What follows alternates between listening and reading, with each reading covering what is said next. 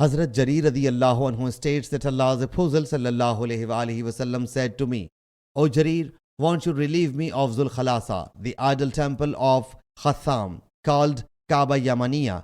Hazrat Jarir radiyallahu anhu says, I then set out along with 150 riders. I could not sit firm on a horse, so I mentioned it to Allah's Apostle sallallahu alayhi wasallam. He sallallahu alayhi wasallam whereupon struck my chest with his hand and made this invocation, O Allah Jalla Jalaluhu, make him sit firm on the horse and make him a guiding and guided one. Hazrat Jarir radiyallahu anhu says that he then set out and burnt that idol temple. Then Hazrat Jarir radiyallahu anhu dispatched a man having technonym Abu Arta to Allah's Apostle sallallahu alayhi wasallam to convey them glad tidings. He came to Allah's Apostle sallallahu alayhi wasallam and submitted, We have come to you leaving the idol temple of Zul Khalasa like a scabby camel, completely wrecked.